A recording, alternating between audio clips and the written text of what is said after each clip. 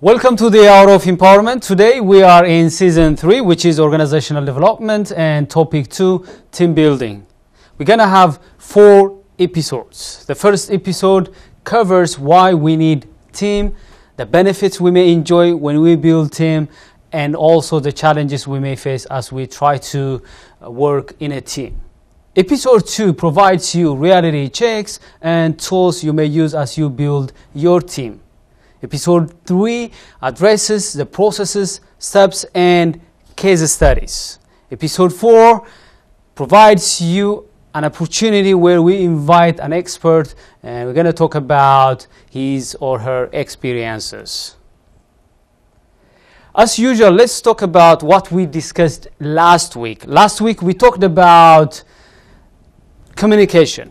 And we covered how communication is very important, the benefits we may enjoy when we have great communication skill, and the barriers that may deny us from enjoying the full benefits of communication. If you have a pen and a piece of paper, write down what are the barriers, the challenges that are denying you from enjoying the benefits of effective communication. We also talked about the importance of cross-cultural communication competency. And in this part, we talked about the 2 major cultures in the world. What are these 2 major cultural divides? Write down on your paper. We also talked about the importance of using stories as you communicate with others.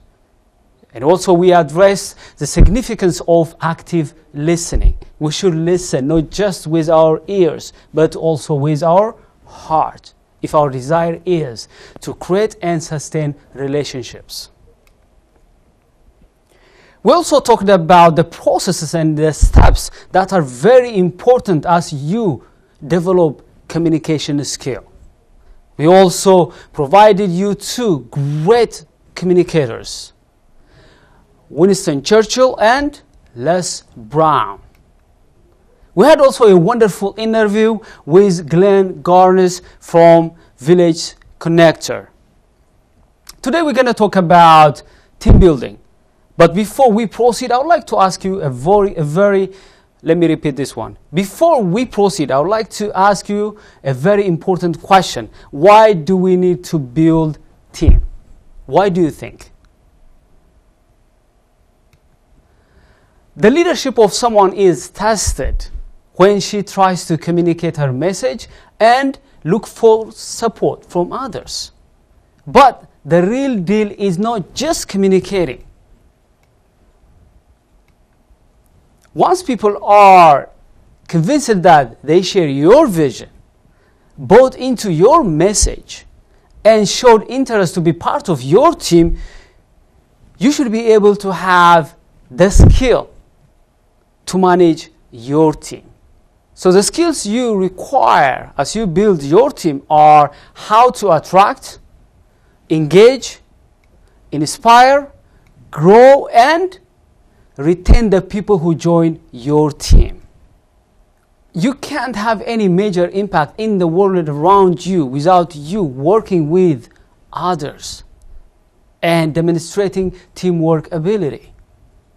However, you should not commit a sin by thinking that you just need people to achieve your personal goals and realize your dreams. This kind of mentality cannot help you, and it doesn't create what? Loyalty, enthusiasm, and a committed team. If people know that you are just using them, only care about your own personal fulfillment alone, they may stay with the team for a while, maybe because of the paycheck, maybe because the experience they are gaining, or what have you. But at the end of the day, they're gonna leave the ship when they find their own boat. That's why sustainable teams require to create win-win scenarios where each member pursues its individual fulfillment while serving towards corporate fulfillment. Here is the trick. You are unique and destined to be great. That's great. However, without you working towards corporate fulfillment, by contributing towards the success of others, your individual fulfillment lacks context and lasting impact. You should understand this relationship between pursuing your personal fulfillment and contributing towards the success of others and corporate fulfillment. As much as you are unique, each member of your team is also unique as well. As much as you desire to succeed and get fulfilled in life, your team members have also the same desire within. Here is a very powerful quotation from Phil Jackson. He said that the strength of the team is each individual member. The strength of each member is the team. The question is, do you believe that each member is the source of your team's greatness? Your team's strength? Can you treat each member like you treat yourself? That's why this saying is so true and resonates with many people. Do unto others what you want others to do to you. Now let's define what team means. A team is a collection of diverse individuals who decided to collaborate and work together to achieve commonly agreed goals. The key words in this definition are the following: diverse individuals, collaborate, and commonly agreed. To have a well-functioning team, what should you should have? You should have these three prerequisites that are very important to create and sustain your team. Team building is also an act of a leader to attract, mobilize, empower, and lead his team to achieve commonly agreed goals. I also like the definition of team player by an unknown author. Team player is the one who unites others towards a shared destiny through sharing information and ideas, empowering others, and developing trust. But team building is not so much easy. It's difficult. We need to understand that there are some challenges and obstacles and bottlenecks that may prevent us from creating and sustaining our teams. One of the reasons is fear of losing our identity. The trouble that comes from managing a team. Worrying that your progress may slow down if you work in a team. Let's talk about fear of losing your identity. When you think of working with others, forming a team and or a partnership, the first thing that comes to your mind is the fear of losing your unique identity. In a communal culture, this is especially important. We discussed about the two kinds of cultures in the world: individual-based and communal-based cultures. In communal-based cultures, individuals are not encouraged, as in individual-based cultures, to seek and pursue their uniqueness.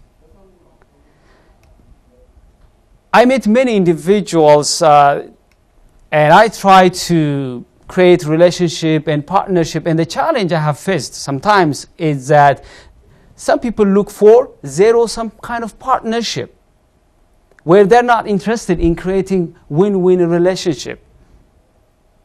But if you try to be part of a team, or when you try to be in partnership with some people, that's not enough for them. They expect you to drop your unique attributes and be like everybody else. That's not fair. That's not good. If you, the challenge is, if you don't make that kind of compromises, you should be prepared to be called out of the team. Many people have been experiencing that kind of things. If they don't change themselves, mold themselves to be like everybody else in the group, they are called out from the team. However, the kind of teamwork I'm talking about here is very different than what I just described. It doesn't discourage you to pursue your uniqueness while you are working in a team. Doesn't encourage this kind of equation. The 21st century demands forging teams based on win-win partnership. Nobody needs to lose his or her individual uniqueness and identity so that they may join a team and be part of a team. If the goal is to form a body that needs each and every part with its unique features and functionalities, it is very important to acknowledge that each and every individual is unique, and there is some unique contributions they can play towards advancing the common goals of that particular team. And a body or a team that acknowledges its members as individual and unique parts enjoys performance and thrives. The second reason why we don't want to really establish a team is the trouble that comes from managing a team. Whenever people come together, what happens? There is always be some forms of what? Conflicts. Because everybody is different. You're different with the other person. The other person is different with the other person. And that difference sometimes creates what? Lots of tensions and conflicts. People have diverse personality, interests, and priorities. And it is very difficult to create harmony and unity of purpose among diverse people and moving your team forward at the same time. It's very challenging. But when you try to create common goals and shared values and bring all team members together to respect the shared values and advance the goals of your organization, you always face some challenge, some constraints. Think about the amount of time, energy, and effort it requires you to manage time. Let me repeat this one. Think about the time, the energy, and effort it requires you to create shared values and advance common goals. And because of these troubles, many people, they just don't want to make effort. They just want to ride alone. However, if your vision, your personal vision and your organizational vision is big, you can't really afford to starve it. Even if you don't want to really deal with the troubles that come with building diverse people into team, it's better for you to develop some skills and capitalize on the benefits that come with bringing people together and rallying all stakeholders. Alongside what? The bigger picture, alongside the vision. Inspire them, align them. So if you have these skills such as rallying all stakeholders, aligning them alongside the big picture, inspiring them, and so on, you could be able to really avoid the troubles and still enjoy the benefits that come with building your own team. You need to learn how to prevent the impacts of conflicts. You should be skillful in terms of how to resolve once conflict emerges. Here is a very important statement.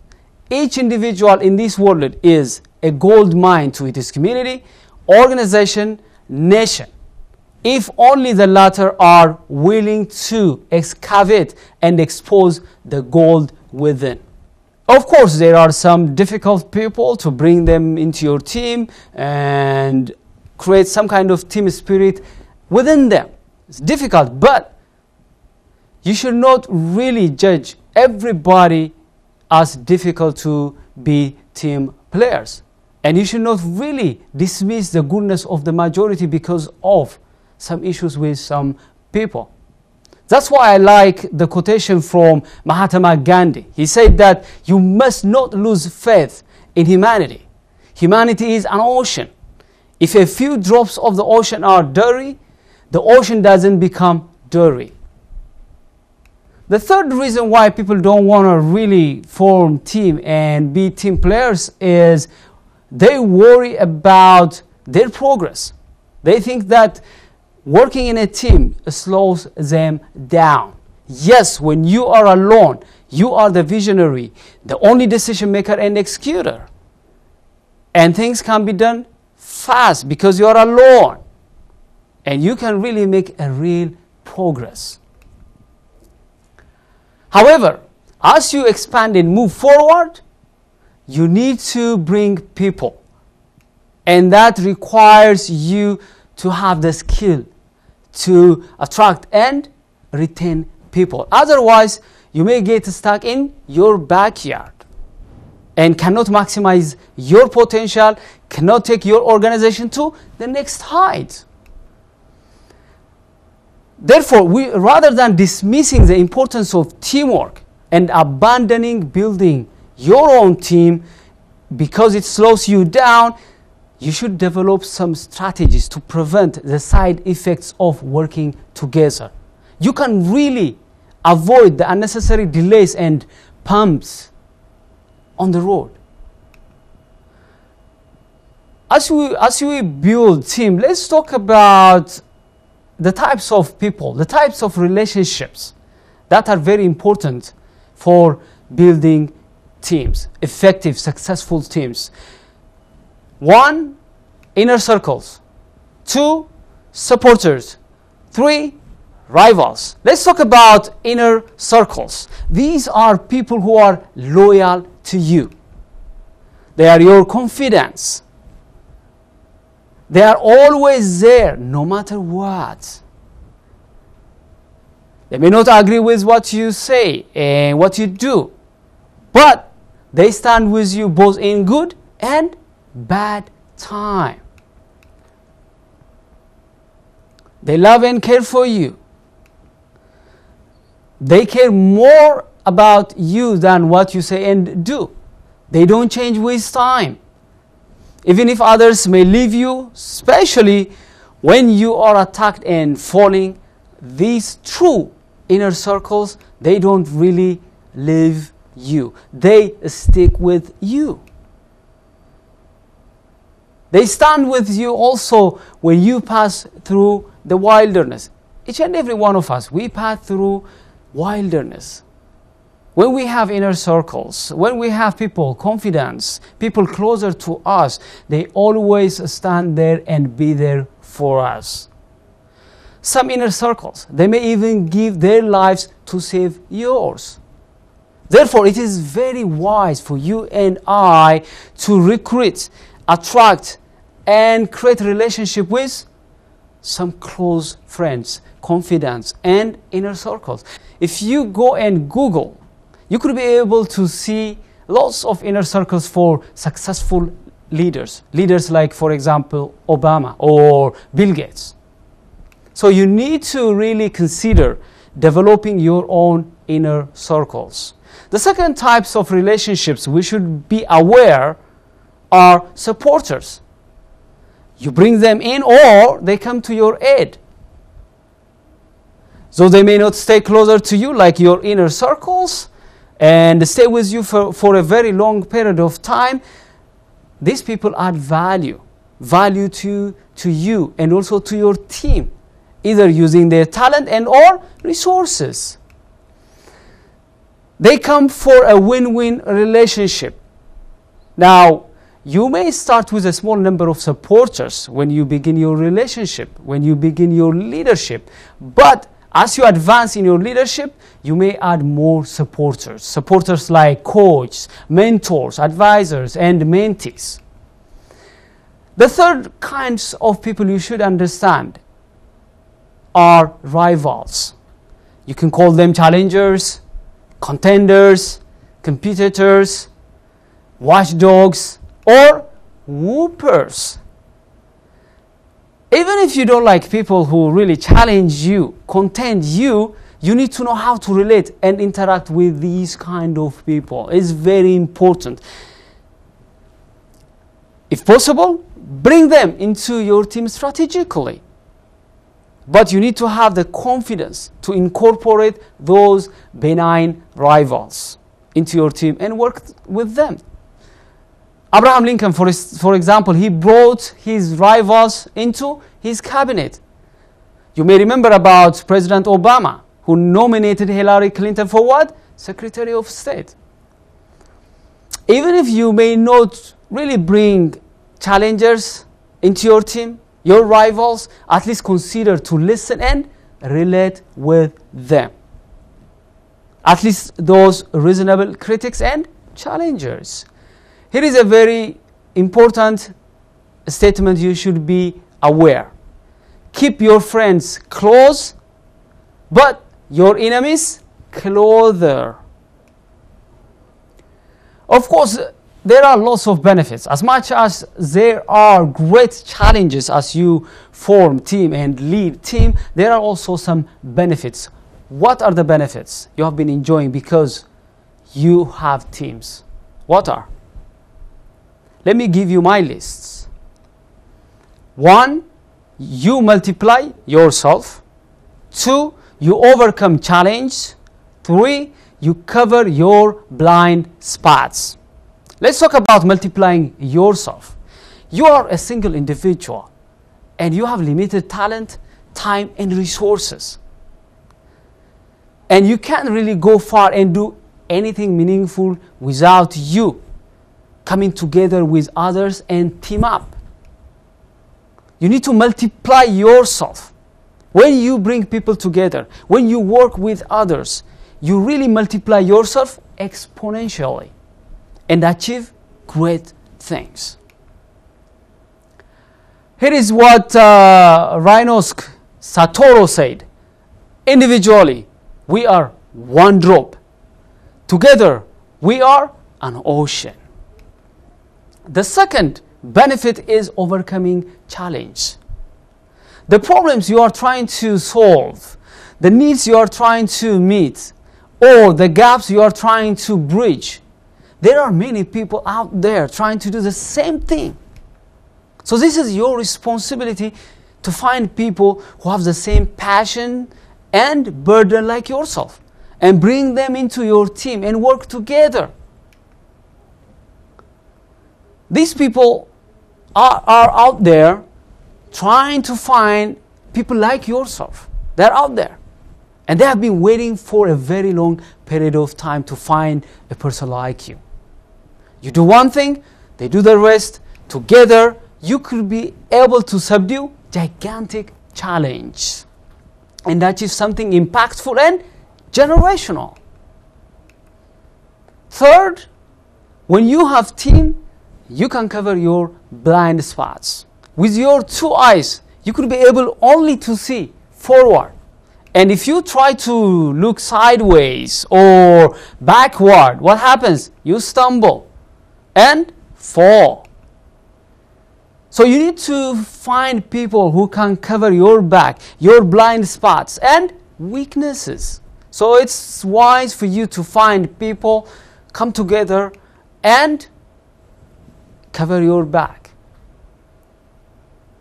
I like this saying from my country.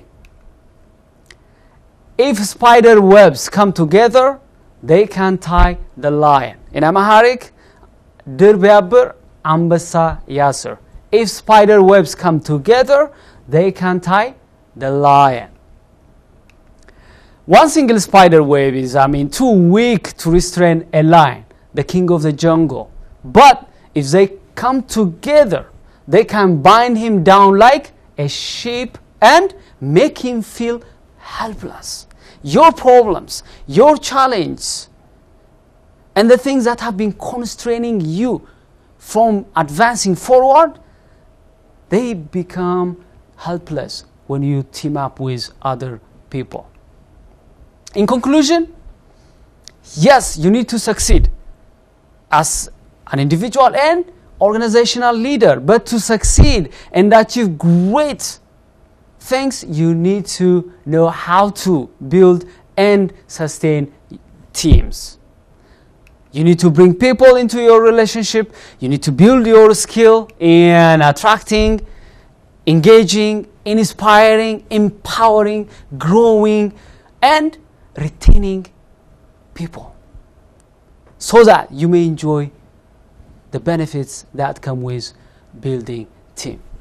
Your future is bright and you're going to actualize your dream, but it requires you to find the right people to come to your team, to your aid, and work together to achieve what? Great things.